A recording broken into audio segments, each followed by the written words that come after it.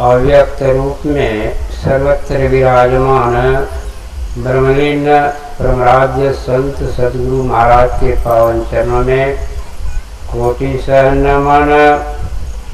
व्यक्त रूप में मंच पर विराजमान परम पूज्य परम श्रद्धेय परम आदरणीय परम पूजनीय स्वामी श्री हरिओम बाबा के पावन चरण में कोटि सह नमन।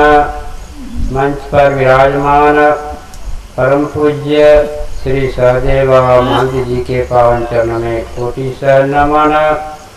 सत्संग में उपस्थित सत्संग प्रेमी महानुभाव भक्तिमती माताओं एवं धर्मशीला बहनों सबों को मेरा कोटि कोटि प्रणाम।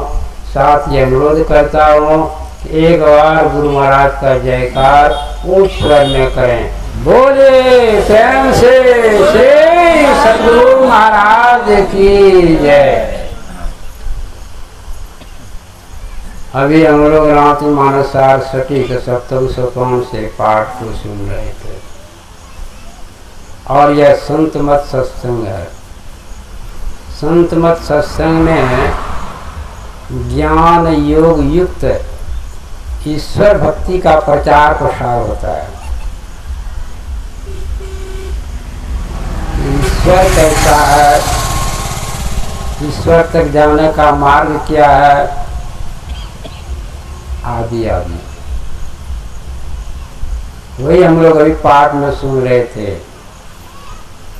शिव अज सुख सनकादिक नारद ये मुनि ब्रह्म विचार विशारद। शिव अज ब्रह्मा सुखदेव मुनि नारद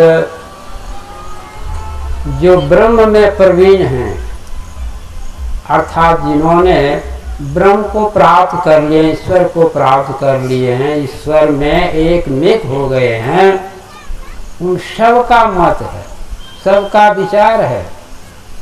क्या विचार है? सब कर मत खद नायक एहा करिए राम पद पंकज न्या। सबका विचार सबका मत है कि राम के चरण में प्रेम कीजिए, प्रेम कीजिए। अब हम लोग विचार करें कि राम का चरण मिलेगा कहाँ, कहाँ जाए जो राम का चरण मिल जाए हम लोगों को? काशी, बनारस, हरिद्वार, बद्री, अयोध्या, कहाँ जाए जो हम लोगों को राम का चरण मिल जाए? एक बार की बात है, भगवान श्री राम माता सीता वनवास काल में पंचवटी में एक फटिक शिला पर बैठे हुए थे। उसी समय लक्ष्मण जी आते हैं कि भैया का कुछ आदेश होगा सेवा करने का। भगवान राम लक्ष्मण से कहते हैं कि लक्ष्मण तुम यह बताओ कि मेरा चरण सुंदर है या सीता का चरण सुंदर है?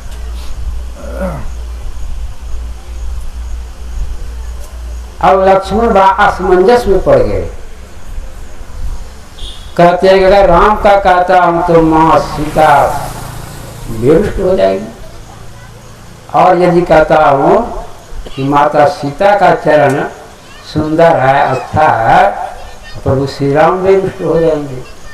बड़ा संशय में पड़ गए। विचार करने लगे क्या कहें क्या न कहें, क्या कहें क्या न कहें।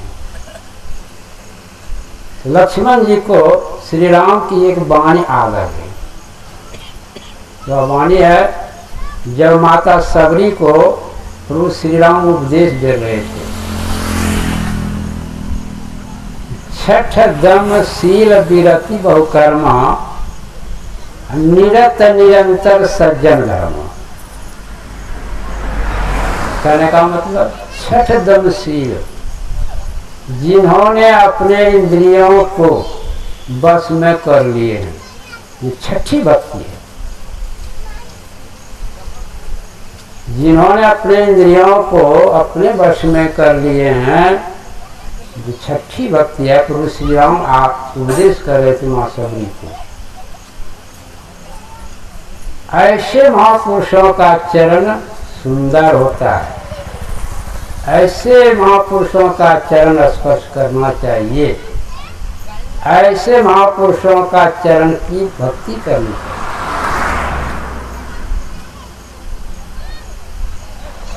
ऐसे कौन होते हैं?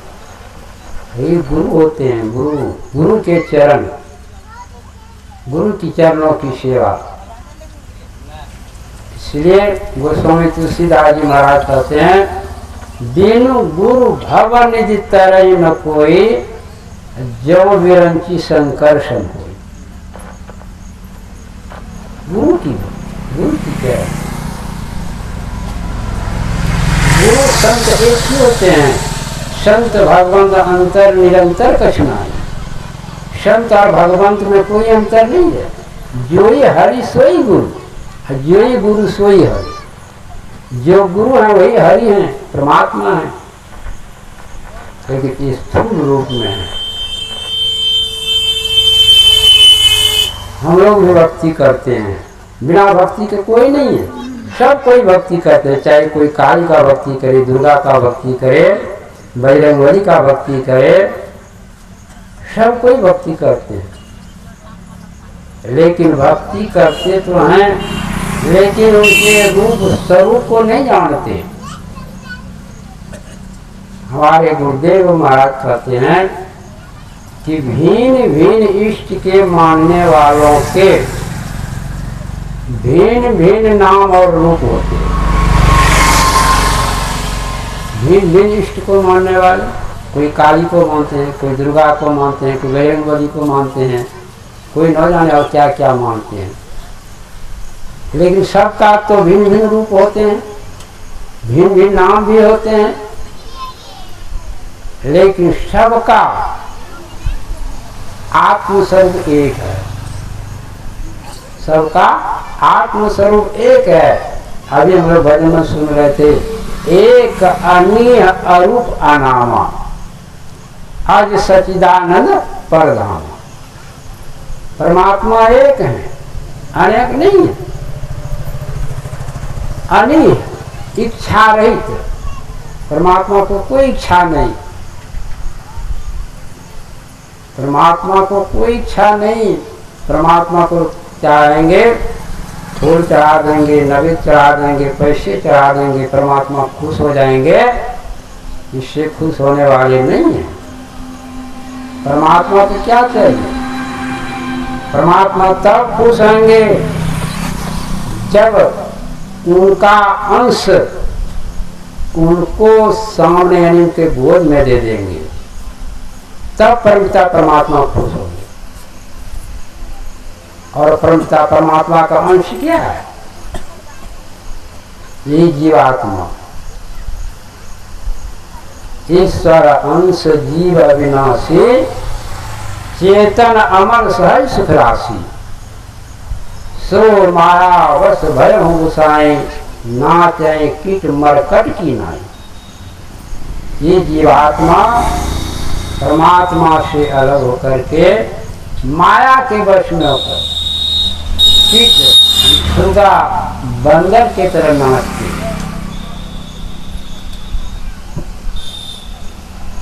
इसलिए संत महापुरुष लोग कहते हैं कि जिसका अंश है ऐसी सेवकु सेवा करे, जिसकी जीव तीसों आगे धरे।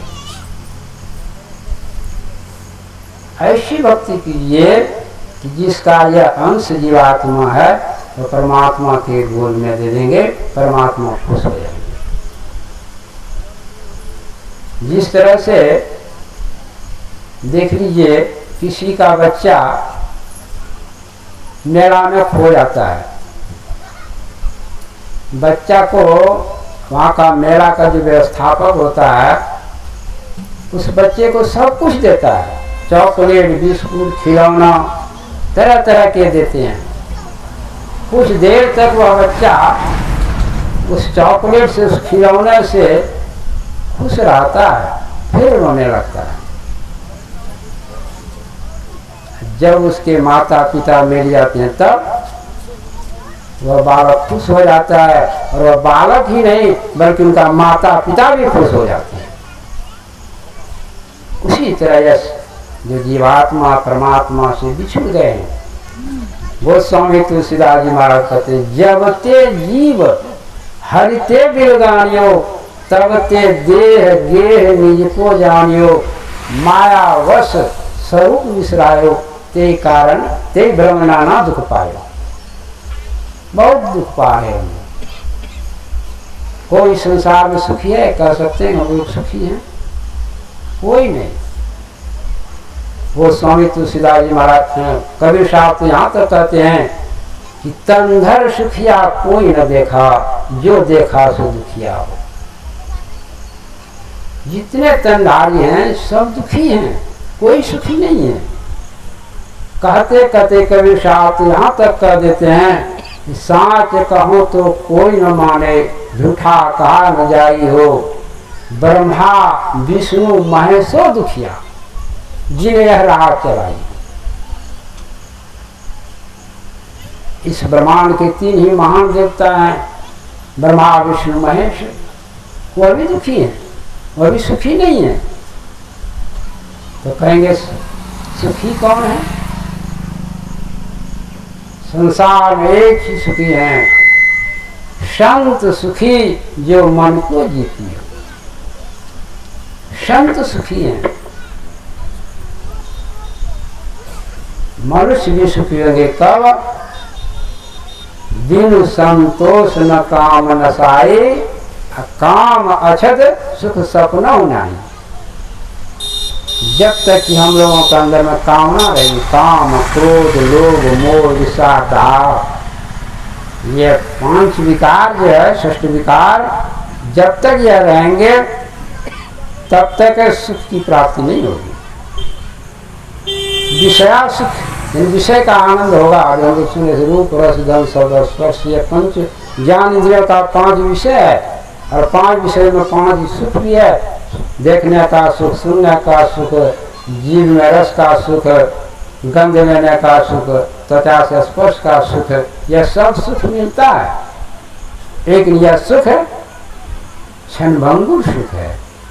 एक सुख और है जिसको कहते हैं परम सुख, और वह परम सुख की प्राप्ति कब होगी?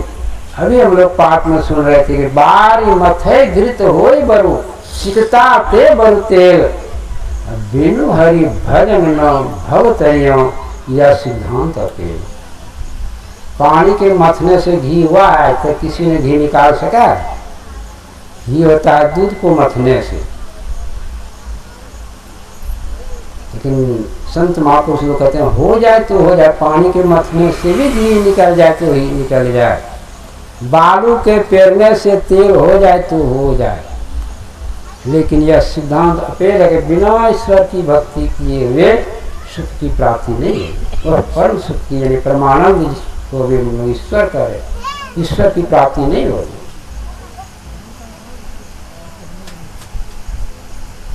कहते हैं राका पति सोहस उगई, तारा गण समुदाय, सकल वृंद दबलाइए, बिनु रवि रात्रि में जाए। राकापति चंद्रमा को कहते हैं। 16 कलाओं से युक्त चंद्रमा उगावे, झुंड दिए झुंड तारे एक साथ उगावे, सारे जंगल और पहाड़ों में आग लगा दी जाए, क्या रात्रि जाएगी? तब रात्रि कब जाएगी? जब सूर्य का उदय हुआ तब। ऐसे ही बिनु हरि भजन खगेशा, मिटे न जीव केर करेसा। जीवन का दुख बिना ईश्वर भक्ति से मिटने वाला नहीं है। आगे कहते हैं जीमी थल बिनु जल रह न सकाई, कोटि भांति को करहि पाई, तथा मोक्ष सुख सुमुख अगर आई, रह न सके हरि भक्ति ध्याई। बिना ईश्वर की भक्ति किए हुए, जिस तरह से बिना पृथ्वी का आप जल नहीं रख सकते, कोटि उपाय कर दीजिए, इसी प्रकार ईश्वर की भक्ति किए बिना आप उस परम सुख की परमानंद को प्राप्त नहीं कर सकते। अब ईश्वर की भक्ति करें कैसे? ईश्वर की भक्ति करने के लिए गुरु करना होगा। गुरु, बिना गुरु से कोई उपाय नहीं है। क्यों? कि जो उस ईश्वर को प्राप्त किए हैं, ईश्वर में जाकर एक हो गए हैं, वही आपको बतलाएंगे कि ईश्वर तक जाने का मार्ग क्या है और वह मार्ग कहाँ से प्रारंभ होता है और भक्ति का प्रारंभ भी कहाँ से होता है। सभी इष्ट के 5 रूप होते हैं, स्थूल, सूक्ष्म, कारण, महाकारण और केवल। और भक्ति का प्रारंभ यदि करना है तो आपको स्थूल रूप का सहारा लेना होगा, और स्थूल रूप में गुरु होते हैं, गुरु का सहारा लेना होगा। जिस प्रकार नाव कहाँ चलती है? पानी में। आपको पानी पार करना है तो आप कैसे पार होंगे? पानी का सहारा लेना होगा, तब आप गंगा पार हो जाएंगे, समुद्र पार हो जाएंगे। उसी प्रकार ईश्वर तक जाने का सगुण का उपासना, वाली सगुण उपासना, इसके बाद सूक्ष्म उपासना, कारण उपासना, महाकारण उपासना और केवल उपासना करेंगे। ये ईश्वर की भक्ति का संत मत में प्रचार प्रसार होता है। और गुरु इसके दीक्षा जिनको देते हैं उनको यह ज्ञान होता है। और हम लोग आगे बाबा के मुखारबिंद से सुनेंगे। बोलिए प्रेम से श्री सद्गुरु महाराज की जय।